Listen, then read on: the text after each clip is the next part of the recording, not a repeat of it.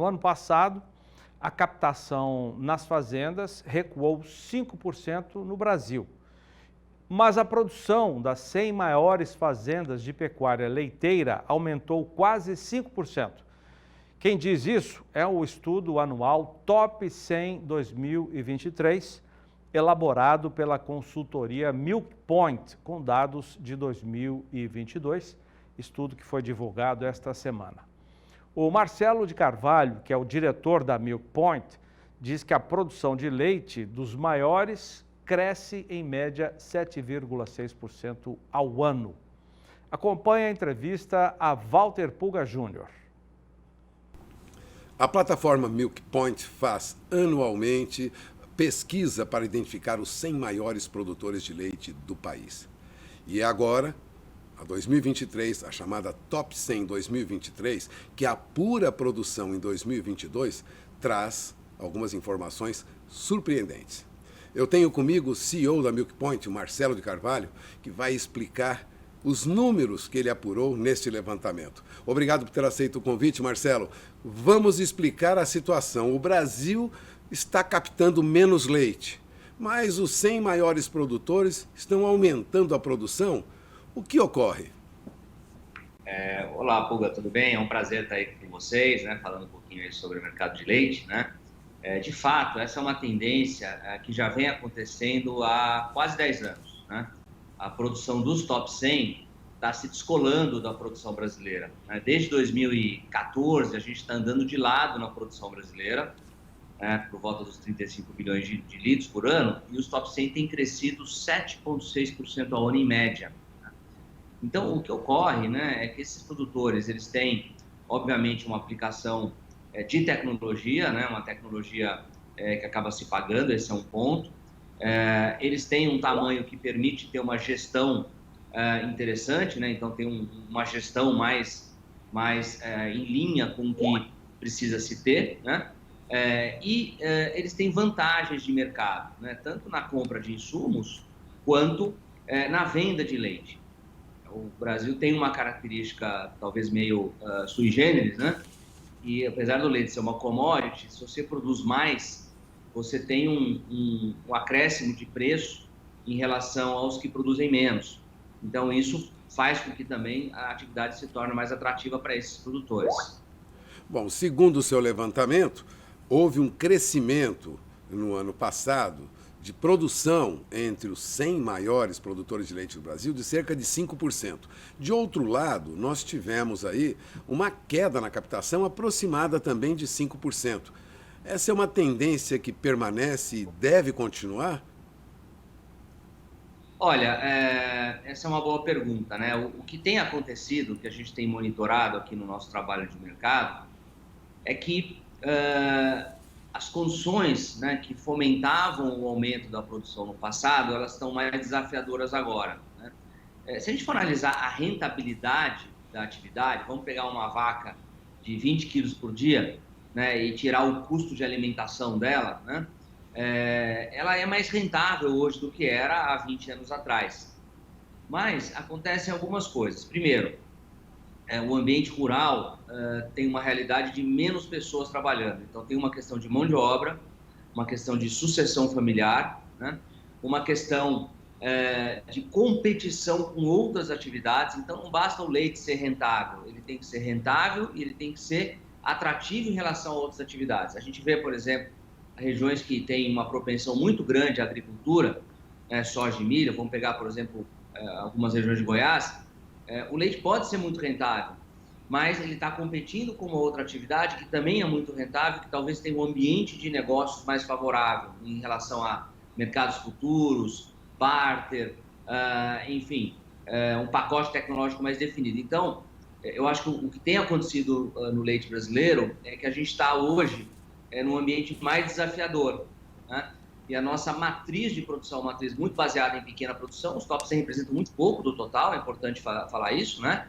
Mas eles sinalizam talvez uma tendência que eu chamo de ponta de iceberg, né? Porque abaixo dos top 100 tem produtores que estão crescendo, que produzem 10 mil, 7 mil, 5 mil, 8 mil litros, que isso aí são um número muito maior, né?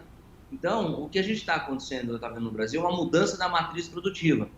E essa matriz faz com que muitos produtores saiam da atividade e essa reposição, né, o crescimento dos que ficam não é na mesma velocidade, então a gente acaba meio que andando de lado, né, em relação à produção. Então é um processo realmente que deve continuar, eventualmente você vai ter anos melhores, né, mas deve continuar com um crescimento pequeno aí para os próximos anos. O que se denota do trabalho que vocês fazem desde 2001 é que essa mudança continua. A pergunta é, representa pouco, os 100 maiores produtores de leite do Brasil representam muito pouco, não chegam a 1 bilhão de litros, né? Enquanto a produção brasileira ela passa aí de 25 bilhões, os números você apura com detalhes. A pergunta é, os pequenos vão desaparecer do mercado? Essa é uma tendência irreversível? Olha, a gente não pode ser taxativo assim, né? Se a gente pegar as regiões que mais cresceram na produção brasileira, a região sul, né, por exemplo, é uma produção muito alicerçada no pequeno. O que nós vemos é que o leite está começando a se concentrar mais em o que a gente chama de clusters de produção, que são regiões onde você tem uma reunião de muitos produtores, às vezes você tem uma cooperativa forte, atuante, que faz parte do processo, né?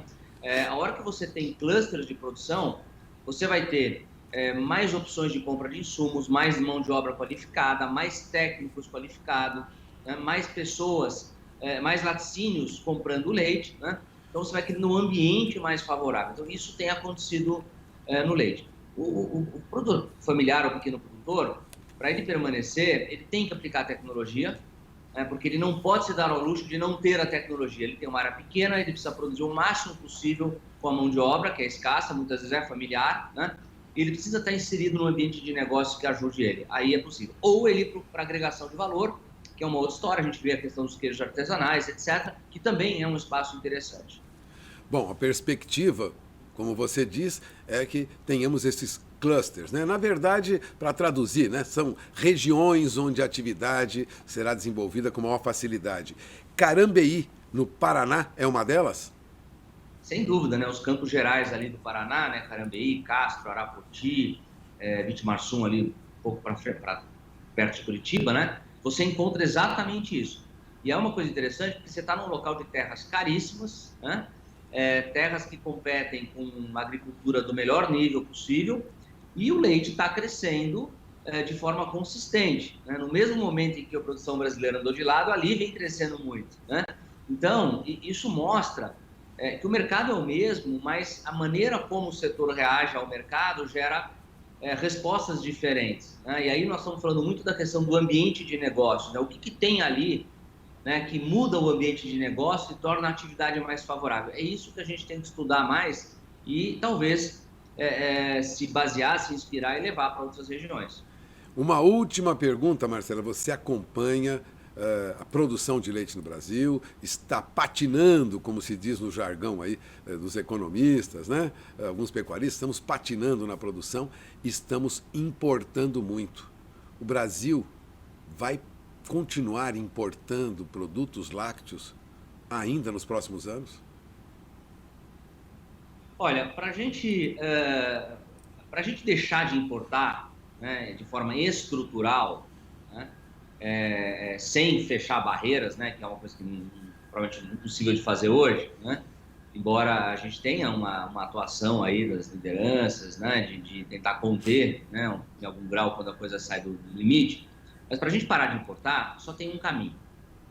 A gente ser estruturalmente mais eficiente que os principais exportadores. Então, aí é um caminho de aumento de produtividade, né? Essa é a boa notícia, que a gente está longe ainda de ter um desempenho próximo do limite que a gente tem, né? Então, como é que você vai comparar o leite brasileiro, que tem um grau de eficiência na média ainda baixo, embora está crescendo muito, principalmente nas regiões competitivas, com países que têm uma estrutura muito maior? Então, aí você pode discutir também que o leite tem uma série de proteções em outros países, é uma atividade que tem um suporte ainda em algum grau em algumas regiões exportadoras, tem tudo isso, né? Aí tem a questão dos impostos de milho e soja da Argentina, né, que reduzem o custo do leite nesses estados, nesses países, tudo isso é verdade, né?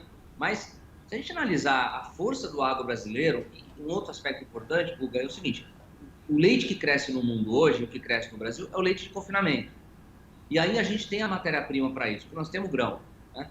Então não existe nenhuma condição geográfica ou estrutural que impeça a gente de ser eficiente como é em outras cadeias. É muito mais uma questão de produtividade, de eficiência, de aumento dos sólidos do leite se a gente quiser exportar, né? Mas a gente tem que ter esse choque de eficiência a ponto da gente ter um aumento de produtividade, né? Obviamente, com esse aumento, preços vão cair em algum momento e ainda assim a atividade se torna sustentável. E aí é um processo que vai um tempo, né? Não é tão simples assim, e a gente tem que atacar as causas da nossa ineficiência. Bom, você acaba de ouvir Marcelo de Carvalho, CEO da plataforma Milk Point, uma das mais respeitadas empresas que atua no setor de lácteos, mercado de leite, contém informações. É um trabalho respeitado no país e, em alguns casos, até fora do país. Eu agradeço, então, a entrevista do Marcelo de Carvalho, Walter Puga Júnior, de São Paulo.